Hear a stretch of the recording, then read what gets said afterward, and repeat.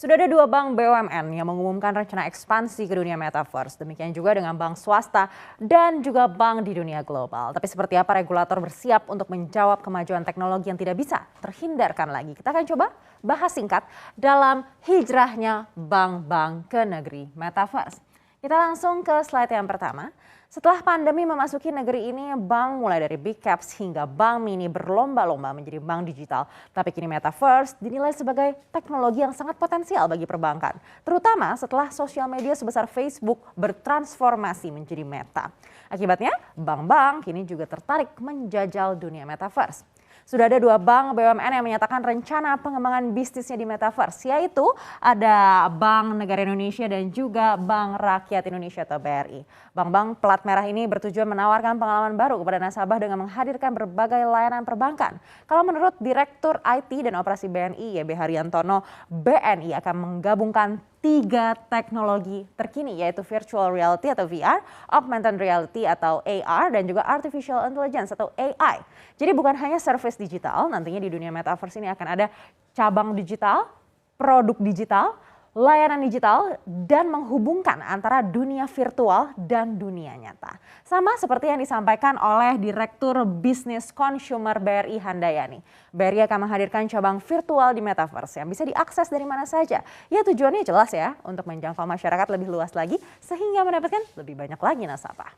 Demikian juga dengan bank swasta yaitu Bank Danamon yang menilai metaverse bisa memberikan pengalaman baru bagi nasabah. Tidak hanya bank di dalam negeri, bank global juga senada. Kita akan cek slide berikutnya.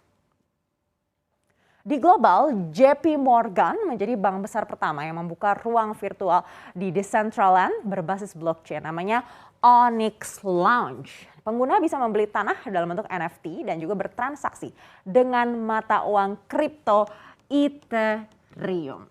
JP Morgan bahkan merinci jenis peluang bisnis yang dapat ditemukan di metaverse, mulai dari pasar real estate virtual hingga transaksi valuta asing dan pembayaran cross border.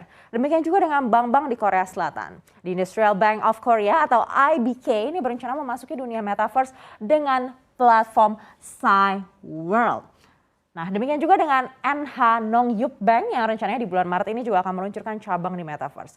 Berikutnya, KB Kukmin Bank, salah satu bank terbesar di Korea Selatan juga sudah masuk ke dunia metaverse. Nah, Kukmin Bank ini kan juga bekerja sama dengan Bukopin ya di sini, KB Bukopin. Artinya ada kemungkinan juga nih KB Bukopin akan menjajal metaverse. Berikutnya, Hana Bank yang juga dikabarkan akan ekspansi ke dunia metaverse dengan perkembangan pesat di global maupun di dalam negeri. Lalu seperti apa regulator di Indonesia menanggapinya? Kita akan cek slide berikutnya. Otoritas Jasa Keuangan atau OJK menyadari betul betapa pentingnya regulasi yang mengatur perkembangan teknologi termasuk di dunia metaverse ini. Terutama setelah bank BUMN dan swasta di Indonesia menyatakan ketertarikannya pada dunia virtual. Lewat Pak Teguh Supangkat, OJK menyampaikan kalau sejauh ini OJK masih mempelajari perkembangan dari metaverse banking. Apakah akan keluar aturannya dalam waktu dekat? Yang pasti persiapan regulasi yang baru ini harus sangat matang agar tidak menjadi celah untuk oknum tidak bertanggung jawab. Terutama di Indonesia ya, di mana kita tahu kerap terjadi kejahatan cyber. Karena perkembangan metaverse ini bila dimanfaatkan dengan baik tentu akan sangat berguna bagi masyarakat. Bayangkan ya, Anda tidak perlu lagi nih mengurus hal-hal perbankan ke kantor cabang. Tapi bisa tetap merasa berada di kantor cabang secara virtual. Nah, efisiensi jelas tercipta. Tidak hanya bagi nasabah, tapi juga bagi banknya sendiri. Bank tidak perlu lagi repot-repot membangun kantor cabang fisik yang menghabiskan banyak biaya dan tenaga. Kita akan lihat berapa banyak sih kantor cabang fisik di Indonesia dalam slide berikutnya.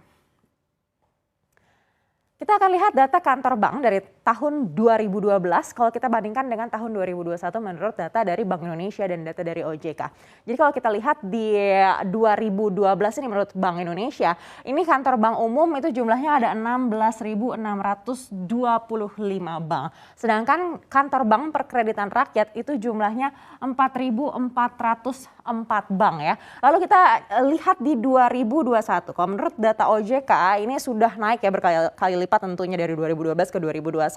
Sedangkan kantor bank umum di 2021 ini sudah sampai 32.332 kantor. Sedangkan kantor bank perkreditan rakyat ini sudah mencapai 5.879 kantor. Jadi kalau kita bandingkan di 2021 dengan 2012, pertambahannya ini cukup signifikan ya, baik untuk bank umum ataupun bank perkreditan rakyat. Sudah 2 kali lipat kalau untuk bank umum. Sedangkan kalau bank perkreditan rakyat ini bertambah tapi tidak sesignifikan bank umum begitu. Dengan adanya teknologi metaverse, pertambahan kantor bank tidak perlu sebanyak ini. Bahkan mungkin bisa perlahan mulai dikurangi satu persatu karena memang ya tidak dibutuhkan lagi. Lalu bagaimana dengan pekerjanya? Jangan khawatir karena meskipun di dunia metaverse ini berpotensi mengurangi lapangan pekerjaan yang sudah ada, tapi juga akan menambah pekerjaan-pekerjaan baru. Jadi pegawai yang pekerjaannya digantikan bisa dialihkan ke tugas yang baru asalkan ya tetap mau belajar.